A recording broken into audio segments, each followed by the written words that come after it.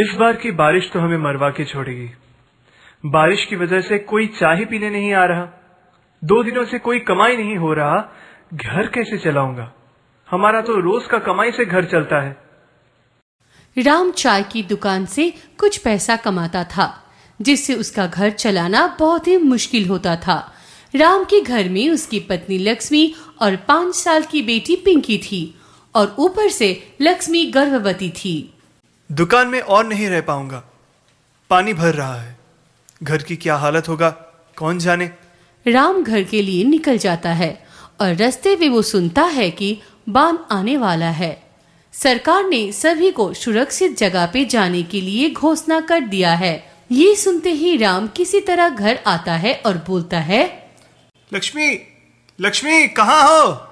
आप आ गए हो, बैठिए, मैं कुछ खाने के लिए लाती हूँ। बाहर बारिश बहुत बढ़ गई है, घर की हालात ठीक नहीं है। खाने की टाइम नहीं है, बाढ़ आने वाली है। हम लोगों को अभी निकलना होगा, पानी गांव में घुस गया है। पापा, हम कहाँ जाएंगे? सरकार ने सुरक्षा कैंप किया है, उधर जल्दी जल्दी पहुंचना होगा हमें। ठीक है, आप जाके भैया भाभी को बोल दीजिए, वो भी तैयार हो जाएंगे। हाँ, मैंने बोल दिया है, तुम चिंता मत करो। तुम कुछ जरूरी चीज मान लो और बाकी सब छोड़ दो। सुनिए जी, मुझे दर्द शुरू हो गया है, बच्चा नीचे की तरफ आ रहा है। हे भगवान, तुम्हें क्या गरीबों की कष्ट दिखाई नहीं देता? इस समय में इसे कहाँ ले जाऊं, क्या करूं? देखते ही देखते पानी पूरे घर में घुस जाता है और बारिश की वजह से घर की छत से पानी टपकने लगता है। राम क्या करेगा सोच नहीं पाता है। पिंकी ये सब देख के रोने लगता है। बेटी रोते नहीं, मैं कुछ करता हूँ। तुम डरो मत, तुम्हारा पापा तुम्हारे साथ है, तुम्हें कुछ नहीं होने दूंगा।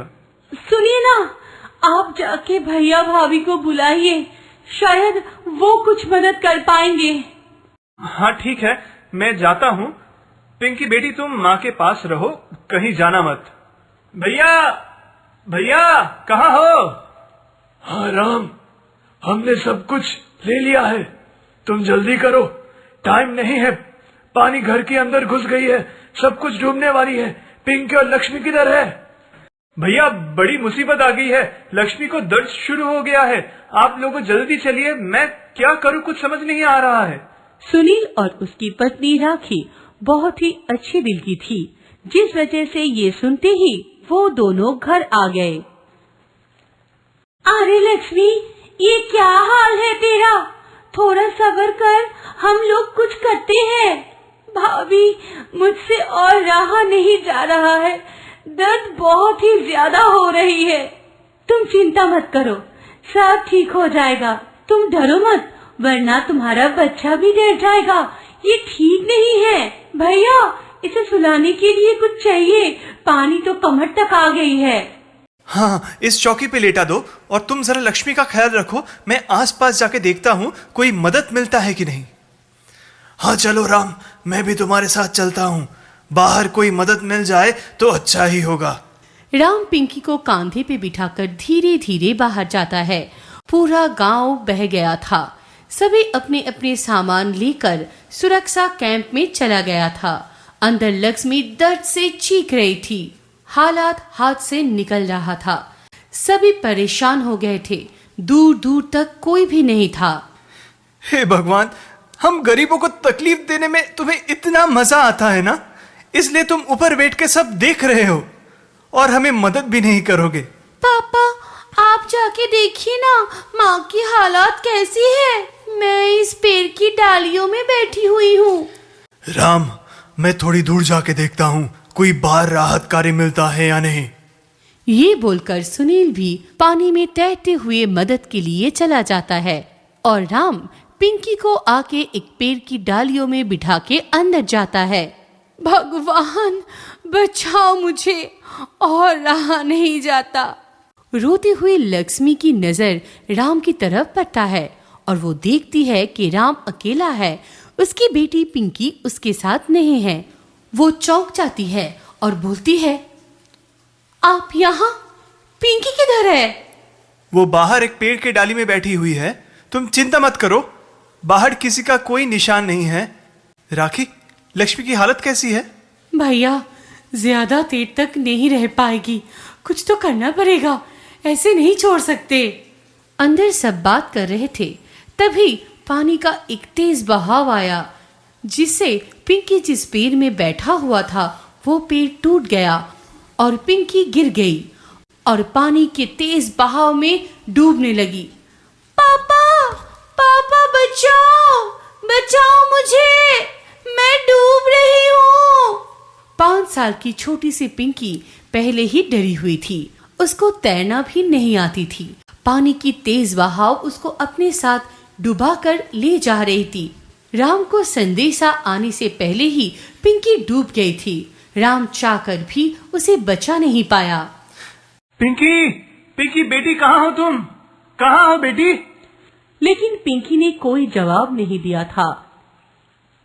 राम असहाय की तरह ऊपर वाले की तरफ देखकर कहने लगा, अरे भगवान, तुम्हें जरा सी भी दया नहीं आती है क्या? तुम पूरा पत्थर के हो गए हो क्या? ये बात सुन के लक्ष्मी भी जोर जोर से रोने लगती है और उसकी तबीयत और भी बिगड़ जाती है। अरे मेरी छोटी सी बच्ची कहाँ चली गई? पिंकी, तू कहाँ है बेटी? मैं तुझे बचा नहीं पाई, कैसी माँ हूँ मैं। राम, मैं दूर में कुछ लोगों की आवाज सुनी, शायद हम लोग बच जाएंगे। भैया, हम ना पिंकी को नहीं बचा सके, वो पानी में बह गया। क्या बोल रहे हो? आप लोग जल्दी आइए, लक्ष्मी और दर्द नहीं सह सकती।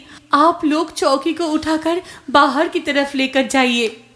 राम और सुनील ने लक्ष्मी को जैसे तैसे उठाकर बाहर ले आते हैं और किसी तरह सामने की तरफ जा रहे थे।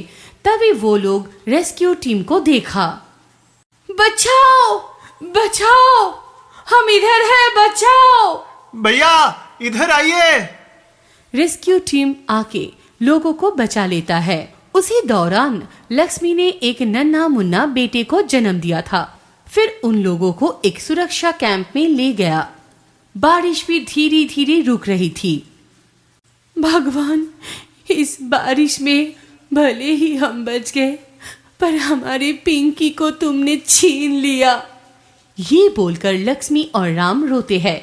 तभी एक छोटी सी बच्ची पीछे से आकर उनको बोलती है, माँ, पापा, आप लोगों को भूख लगी है इसीलिए रो रहे हैं।